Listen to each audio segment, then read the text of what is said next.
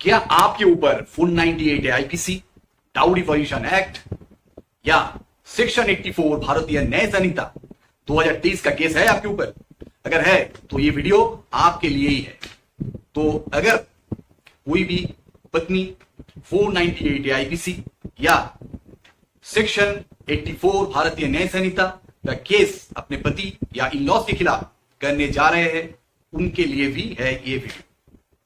आज बताएंगे 15 cross examination, मतलब आपका बीवी का जब भी चीफ होगा कोर्ट में, चीफ होने के बाद वो एविडेंस पेश करेगा, उस एविडेंस को आपको झूठा साबित करना है। अगर कोई फॉल्स एलिगेशन है उसको झूठा साबित करना है कोर्ट में, और झूठा साबित करने से ही आपको 498 आईपीसी या सेक्शन 84 भारतीय न्याय संहिता 2023 का केस से आपको मुक्ति मिलेगा। नहीं तो आपको कड़ी से कड़ी सजा होगा, ट्रायल के बाद आपको पनिशमेंट होगा और फाइन भी पड़ सकता है। तो इसलिए आपको इसको सीरियसली लेना है और ये वीडियो अंत तक देखना है। इसमें क्या है, पहला जो क्वेश्चन है, पहले बीवी को आपको एडवोकेट जो है उसके द्वारा आपको पूछना है शादी कब हुआ था, आप लोगों का शादी कब हुआ था, वो एक डेट बताएगा। उसको फिर पूछना है कि ये शादी कहां हुआ। उसके बाद पूछना है कि इस शादी में कौन कौन उपस्थित था, मतलब उसके मम्मी पापा, उसका कौन कौन रिश्तेदार उपस्थित था। ये लेना है आप एविडेंस। क्यों लेना है बाद में बताऊंगा। इसके बाद पूछना है कि ये शादी अरेंज मैरिज हुआ था या लव मैरिज हुआ था, मतलब ये शादी मम्मी पापा ने आपको देख के दिया या आप खुद से किया। ये क्वेश्चन आपको पूछना है। क्यों पूछना है ये क्वेश्चन? पूछना है इसलिए कि उसको मम्मी पापा को भी, मतलब आपको इन लॉज को भी बुलाना है और ये सेम क्वेश्चन करना है। अगर इसमें कोई छूट आता है, उसका रिलेटिव भी आएगा, क्योंकि वो बोलेगा कि शादी में ये फलाना रिलेटिव को हम बुलाए थे, उसको भी सेम क्वेश्चन करना है। और शादी में कितना बड़ा शादी हुआ, ये बिग बजट शादी था या ये स्मॉल बजट शादी था, ये भी पूछना है। कितना आदमी को इनविटेशन मिला था ये शादी में, ये भी आपको पूछना है। इससे क्या मालूम होगा कि शादी में क्या क्या मेनू था, मतलब ये भी पूछना है। मतलब ऐसी कुछ जनरल क्वेश्चन भी करना है, क्योंकि उसको मालूम ना पड़े कि आप ऐसे एविडेंस लेने के लिए क्वेश्चन कर रहे हैं। तो ये भी आपको पूछना है, क्योंकि वो अगर क्या करती है, बड़ा चढ़ा के अपना जो शादी का खर्च है वो दिखाती है, बोलती है कि बहुत बड़ा शादी हुआ, बिग बजट शादी था, 2000 आदमी खाए, मतलब उसमें इन्विटेशन हुआ था, उसका तो बहुत बढ़िया मेनू था। तो ऐसे आते हैं। तो इसलिए उसका एविडेंस लेना है, क्या क्या मेनू में क्या क्या था, तो कितना आदमी का इन्विटेशन था, ये सब लेना है। उसके बाद ये सेम क्वेश्चन उसके मम्मी पापा, उसके रिलेटिव्स को भी करना है। अगर झूठ होगा तो स्टेटमेंट इधर उधर होगा, वही आपको कोर्ट के सामने रखना है कि ये लड़की झूठी है, ये आदत ही है झूठ बात बोलना। ये गया एक पार्ट। दो नंबर क्या है, अगर इसके ऊपर कोई भी क्रूएल्टी हुआ था, मतलब टॉर्चर, मतलब अत्याचार हुआ था, तो वो क्या किया, चिल्लाया या खुद से घर में बैठी रही। वो अगर बोलेगी कि मैं चिल्लाया था, तो चिल्लाने के बाद कौन कौन आया था उसको भी नाम लेना है, क्योंकि उसको भी फिर से बुलाना है। अगर सच में वो चिल्लाया था, सच में अगर आदमी लोग आया था, तो वो भी बोलेगा कि हाँ ऐसा घटना घटा था, कि जब आया देखा कि वो जो उसका बीबी है वो रो रहा था, उसका शरीर में खून निकला था या जख्मी था, ये बोलेगा। नहीं तो एलिगेशन झूठ साबित हो जाएगा। कहां पर ये जो घटना है, प्लेस ऑफ ऑकरेंस, मतलब ये जो घटना है, आपको जो मार पिटाई किया, ये कहां पर हुआ था, ये लेना है। कहां पर हुआ, मतलब ये आप किराए के घर में हुआ या आपका ससुराल में हुआ, कहां पर हुआ। इसके बाद क्या लेना है, आपका जो शादी हुआ उसके बाद आप कहां कहां घूमने गए, ये लेना है। अगर हो सकता है तो पहले ये क्वेश्चन लेना है, तो कहां कहां घूमने गए, वो तो बोलेगा यहां हुआ घूमने गए। डेट या कौन सा महीने में घूमने गए, कितना दिन के लिए घूमने गए, महीने के पहले घूमने गए, महीने के लास्ट में घूमने गए, बीच में घूमने गए, ये सब लेना है। तो आपको वो सब नोट डाउन करना है। उसके बाद क्या पूछना है कि आप कितने बार शादी के बाद ससुराल गए थे, मतलब आपके मम्मी के घर गए थे, पापा के घर गए थे। तो वो बोलेगा कि हाँ मैं इतना बार गया, 5 7 बार 8 बार। आपको ये याद है कौन कौन महीने में गया? अगर उसको बोलती है तो उसको नोट डाउन करना है। उसके बाद आपको पूछना है कि शादी के बाद आप कितने दिन ससुराल में थे। वो बोलेगा कि शादी के बाद मैं 2 महीना था, उसके बाद पति के साथ एक फ्लैट में शिफ्ट हो गया। उसके बाद आपको पूछना है कि आपका बच्चा कहाँ हुआ, बोलेगा कि मेरा ससुराल में हुआ, या मेरा मम्मी का घर में हुआ, या किराए का घर में हुआ, तो वो भी लेना है। उसके बाद आप कितना दिन वहां पर थे, तो ये सब जोड़ के अगर देखते हैं कि वो जो एलिगेशन है उसका जो डेट मेंशन है अगर झूठा होगा तो डेट में आपका डिफरेंस है। डेट में डेट टाइम कभी नहीं मिलेगा कि उस टाइम अगर एलिगेशन है कि मेरे ऊपर क्रूरल्टी हुआ है, मेरा सास ससुर, मेरा ननद, मेरा जो देवर है, मेरा पति है, सब मिलके आपको पीटता है, सब मिलके हमको ताना दिया है, सब मिलके हमको हमारा ऊपर अत्याचार किया, तो अगर ये सब स्टेटमेंट अगर आप जोड़ेंगे, उसका कहां पर थे, कितना दिन थे, ये सब देखेंगे कि वो मिसिंग है। मतलब जिस टाइम उसका एलिगेशन है उस टाइम वहां पर वो नहीं था, उस टाइम वो मायके में था, या घूमने गया था, या वो किराए के घर में खुद से जो फ्लैट लिया था वहां पर था, और मतलब वो जो उसका एलिगेशन है ससुराल में हम शादी से थे, शादी के बाद वहां पर रहते थे, उसके उस टाइम मेरा पति, मेरा देवर, मेरा ननद, मेरा सास ससुर हमारा ऊपर अत्याचार किया, टॉर्चर किया, हमको मार पिटाई किया, हमको खाना नहीं दिया, ये सब एलिगेशन जो था ये नल एंड वाइड हो जाएगा। मतलब इसके ऊपर क्वेश्चन आएगा कि जब वो ससुराल में नहीं है तो कैसे उसके ऊपर अत्याचार होगा सास ससुर से, नहीं होगा। उसके बाद ये भी पूछना है पहले कि आप जब किराए के घर में गया, आपका सास ससुर आया, आप क्यों गया वहां पर? वो बोला कि वो उन लोगों के साथ हमारा उतना मन मिलाप नहीं था, उन लोगों के साथ उतना हमारा अच्छा नहीं बनता था कि हम फ्लैट में चले गए। तो फ्लैट में जाने के बाद आपका सास ससुर जाते थे? नहीं जाते। तो जब नहीं जाते थे तो कैसे वो फ्लैट में आपके ऊपर, आपका जो एलिगेशन है कि हमारा इस टाइम हमारा ऊपर टॉर्चर हुआ, तो ये टॉर्चर कैसे हुआ? आप तो वहां पर नहीं थे, आप तो फ्लैट में थे। तो ये भी क्वेश्चन आपको रेज करना है, और इसको भी कोर्ट में आप अलग से तो नोट डाउन करेंगे, और कोर्ट को भी बोलना है कि सर ये पॉइंट लेना है, ये पॉइंट आपको लेना है, ठीक है। उसके बाद फिर से क्या क्वेश्चन करना है, इसके बाद क्या क्वेश्चन करना है कि आपको जब इंजुरी हुआ, आपको जब चोट लगा, आपको जब जख्मी हुआ, उसके बाद आप क्या किया? वो बोले कि हम घर छोड़ के भाग गया, और भाग के हम चला गया मेरा ससुराल, मेरा घर में, मेरा मम्मी पापा के घर में, ससुराल छोड़ के। तो वहां पर गए क्या किया? मम्मी पापा को बोला, और उसके बाद एफआईआर किया, और एफआईआर करते करते 7 दिन 8 दिन लग गया। तो इतना दिन आप क्या करते थे?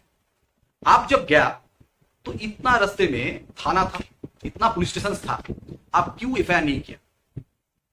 आप घर में जाके किया? हाँ, हम घर में जाके किया क्योंकि हम मम्मी पापा के साथ सलाह मशवरा करके केस किया, ठीक है, होता है। लेकिन 3-4 दिन लगा आपको केस करने में, ठीक नहीं है। डिले एफआईआर लॉजिंग है, तो ये भी नोट डाउन करना है। इसके बाद आपका कोई ट्रीटमेंट किया था इन दौरान? नहीं, ट्रीटमेंट किया था सर 3 दिन बाद। क्यों? मेरा दिमाग काम नहीं कर रहा था। आपका अगर जेन्युइन इंजुरी है, जेन्युइन में आप उस चोट से आपको तबीयत खराब है, आपका अगर आप इंजोर है, तो आपको ट्रीटमेंट नहीं कराएंगे। आप ट्रीटमेंट तो कैसे होता है? अगर किसी का खून निकलता है, किसी का अगर ऐसे बहुत सारा स्वेलिंग होता है, तो क्या करता है? नजदीक में जो डॉक्टर्स चेंबर है, क्लिनिक्स है, या सरकारी जो अस्पताल है, वहां पर ट्रीटमेंट कराते हैं। आप क्यों नहीं कराया? आप क्यों नहीं कराया? क्योंकि आपका इंजुरी नहीं था। इंजुरी था तो आप कराते। किसी का क्या होता है कि हम दवाई वाला दुकान में गया और बोला और पेन किलर खा लिया, मतलब उसका कोई एविडेंस नहीं है, मतलब इंजरी का, घाव का कोई भी एविडेंस नहीं है, मतलब मार पिटाई नहीं हुआ था। 406 का एलिगेशन में क्या होता है? मेरा मम्मी पापा शादी के टाइम बहुत सारे जेवरात दिए थे, मतलब ज्वेलरी दिए थे। तो इसमें क्या होता है, इसमें जो है उसका नाम पे वो भी डाल देता है लिस्ट में, और जो उसका नाम पे नहीं है उसमें दिया ही नहीं, जो मतलब लड़के का मम्मी या उसका बहन का है वो भी ले लेते। कभी कभी होता है ये फॉल्स एलिगेशन डाल के ये सब करते। तो इसमें आपको पकड़ना है कि बिल कहां है। कभी कभी कच्चा जो बिल होता है वो भी टैग करके दे देते हैं, ये सब नहीं चलेगा। सोने का पक्का बिल होना चाहिए, जीएसटी वाला बिल, या तो पहले वाला जो बिल था बैड बिल, या जो बिल था उस टाइम, वो बिल आपको सही तरीके से देखना है। आपको ऐसा नहीं है कि बिल दे लिया, बिल सुन के आपको हो गया कि हमारा क्या, ऐसा बिल नहीं चलेगा। बिल पक्का चलेगा, और वो जो बिल दिया है उसके साथ उसका जो दुकान है वहां पर भी जाना है, और ये कौन सा मॉडल था, क्या था, उसका अगर कोई फोटोग्राफ्स होगा दुकान से जुगाड़ करना है। नहीं तो आपको जो कंप्लेंट है, मतलब आपका जो बीवी है, उसको ही पूछना है। इतना तो फोटोग्राफर आपका शादी में एंगेज था, कहीं वो सब ज्वेलरी का फोटोज है? नहीं है। मतलब फोटोज भी नहीं है, पक्का बिल भी नहीं है, कैसे ये साबित कर सकेगी कि वो शादी में इतना दिया है? ये उसका पहले वाली बहन का या उसके माँ का या कोई भी रिश्तेदार का ये पक्का बिल या कच्चा बिल नहीं है, ये कैसे साबित कर पाएगी? क्योंकि शादी के टाइम तो लड़की लोग वो ज्वेलरी पहनेगी या कोई कहीं भी ऑकेशन में वो अटेंड करेगी, उसका तो कोई तो प्रमाण होगा ना। ऐसे मुंह पर बोलने तो नहीं होगा, क्योंकि पूरा इलाका का सोने का रसीद लाके दे देगा कि हाँ देखो, ऐसा नहीं होता। तो प्रमाण, क्योंकि बर्डन ऑफ प्रूफ जो कंप्लेंट है उसके ऊपर है, उसको ही प्रमाण करना है कि आपने शादी के टाइम इतना सोना आपको दिया था या घर से लाई थी, उसको प्रमाण करना है, वो बोलने से नहीं होता। ठीक है, ये पॉइंट को जरूर रखना। उसके बाद क्या आता है कि हमको शादी में, मतलब शादी के बाद से हमको बहुत धमकी देते थे, ये कर देंगे वो कर देंगे, उसका भी प्रमाण चाहिए। मुंह से बोलने से नहीं होता प्रमाण। मतलब किसी के सामने अगर धमकी दिए थे पति, वो जो आदमी है या कोई वुमेन है, उसको भी लाना है। जिसके सामने, कोई हाउसमेट के सामने धमकी दिए थे या कोई आस पड़ोस के कोई आदमी के सामने या कोई बहन के सामने कोई आपको धमकी दिए थे, ये सब आदमी को आपको लाना है और बुलाना है कि हाँ हमारा सामने ये हुआ था। अगर नहीं, वो सही डेट, सही टाइम और सही प्लेस के साथ वो जो विटनेस है वो बोल नहीं सकेगी, या आपका जो डेट है उसका डेट जो है उसमें डिफरेंस होगा, उसमें डिफर करेगी, तो ये एलिगेशन झूठा माना जाएगा। इसके बाद क्या है, इसके बाद जब भी कोई एलिगेशन ऐसा आता है तो आपको वीडियो, आपको फोटोज, आपको सीसीटीवी फुटेज, आपको कोई व्हाट्सएप कॉलिंग या कोई व्हाट्सएप मैसेजेस, एसएमएस, कुछ तो प्रमाण रहेगा। ऐसे मुंह पर बोलने से डाउरी डिमांड या मुंह पर बोलने से हमको मारा है, ऐसा एस्टेब्लिश नहीं होता। आपको अगर इंजरी प्रमाण करना है तो आपको इंजरी रिपोर्ट चाहिए, या हॉस्पिटल में कोई आप दिखाया ऐसे कोई सर्टिफिकेट चाहिए या प्रिस्क्रिप्शन चाहिए, आपको दिखाना है। इसके पहले आप कोई कंप्लेंट डाले थे, नहीं डाले थे, तो मतलब आपके साथ इतना दिन कुछ नहीं हुआ, यही तो मालूम होता है ना। आपके पास कोई भी प्रीवियस कंप्लेंट आप लॉन्च नहीं किया, तो ये पूछना है।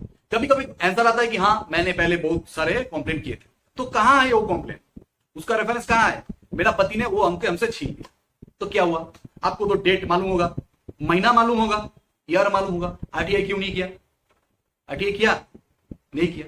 मतलब आप कोई एलिगेशन आप पति के खिलाफ किया ही नहीं, ये आपको बोलना है। मतलब अगर फॉल्स एलिगेशन है तो ऐसे ही आपको बेसट डालना है। मतलब फॉल्स एलिगेशन को कभी भी एस्टेब्लिश्ड होने ना देना। कहीं आपका बीबी का कोई डोमेस्टिक वायलेंस एक्ट का कोई सिविल कोर्ट में केस चल रहा है, तो आपको क्या है, वहां से सर्टिफाइड कॉपी उठाना है, क्योंकि वहां पर एक मतलब स्टेटमेंट दिया और एक क्रिमिनल कोर्ट में एक स्टेटमेंट दिया, दोनों में अगर अंतर है तो क्या करना है, उस कोर्ट का जो स्टेटमेंट है उसका कॉपी उठाना है और इस केस में उसको एग्जिबिट कराना है। इससे क्या मालूम होगा कि ये झूठ पर झूठ बोल रही है। कभी कभी पत्नी से डाउरी डिमांड का भी एलिगेशन आता है कि मेरा पति मुझसे डाउरी डिमांड किया था। तो इसमें क्या है, इसमें बीवी को क्वेश्चन करना है कि जब ये डाउरी डिमांड हुआ था तो उस टाइम कौन कौन वहां पर उपस्थित था। वो बोले मेरा पापा था, मेरा माँ था, या उसका मेरा सास था, ससुर था, मेरा ननद था, मेरा भाई था, उसका मतलब मेरा देवर था। तो ऐसे ऐसे उसको नाम मतलब बोले, तो उसको पॉइंट आउट करना है, नोट डाउन करना है। उसके बाद क्या करना है, उसका पापा मम्मी, उसका जो भाई, जो उसको जो जिसका नाम उल्लेख किया था, सबको बुलाना है और उसको भी सेम क्वेश्चन करना कि आपके सामने कभी डाउरी डिमांड आपकी जो जमाई है, दामाद है, उन्होंने किया था आपके सामने? अगर बोले कि हाँ हाँ किया था, तो वहां पर कौन कौन उपस्थित था वो भी फिर से बोलेगी। अगर कहीं भी कोई नाम इंक्लूड नहीं है उसमें, देवर का नाम या आपके मम्मी या पापा का नाम, तो इसमें आपको कोर्ट के सामने रखना है कि ये कोई ना कोई आदमी झूठ बोल रहा है। तो ये पॉइंट आपके सामने रखना है। उसके बाद लड़की को पूछना है, आपका जब शादी हुआ था आपका फाइनेंशियल सिचुएशन कैसा था, आपका पापा क्या करते थे, आप उस टाइम किस पर डिपेंडेंट थे, पापा पर, भाई पर, या जो भी है आपका फैमिली, आपका मम्मी पापा का ऑक्यूपेशन क्या है, मतलब क्या करते थे।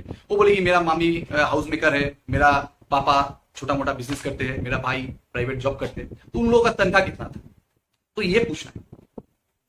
क्या आपका पापा आईटीआर रिटर्न करते थे, मतलब इनकम टैक्स रिटर्न करते थे? पता नहीं है, या पता होगा तो हाँ करते थे या नहीं करते थे। तो उसके बाद पूछना है कि आपका शादी में कितना खर्च हुआ। एफआईआर में उसका एक लिखा है कि 50 लाख रुपया, जब बोलेगी तो बोलेगा कि 20 लाख रुपया, मतलब उसमें डिफरेंस आ गया, मतलब छूट आ गई। एक लिखा है और एक में बोल रहा है। तो आपके पास अगर 20 लाख रुपया उस टाइम था, ये रुपया कहां से मतलब खर्च हुआ? कैश में किया। अगर आपका पापा अगर कैश में किया था तो पापा का इनकम टैक्स में उसका उल्लेख है, मेंशन किया था, इनकम टैक्स रिटर्न किया था उस टाइम, उसका स्टेटस क्या था, ये भी पूछना है। पापा को भी बुलाना है और पापा को भी पूछना है कि उस टाइम, शादी के टाइम आपके पास क्या क्या था और आप शादी में कितना स्पेंड किया, कितना खर्च किया, कितना एक्सपेंस किया। ये जो है उसके जो इनकम है, अर्निंग है, उसके साथ उसका जो एक्सपेंस है, इसको अगर मैच नहीं करेगा तो झूठ साबित हो गया, झूठ साबित हो गया। इसमें भी आप डाउरी डिमांड से, जो डाउरी दिए थे, मतलब डाउरी प्रोहिबिशन एक्ट जो है, इससे आप बच सकते हैं। उसके ऊपर क्या है, उसका बिल जो खर्च किया था शादी में 20 लाख रुपया, 10 लाख रुपया, उसका बिल कहां है? मतलब घर का किराया, डेकोरेटर्स, कैटरिंग, गाड़ी का तो बिल होता है ना।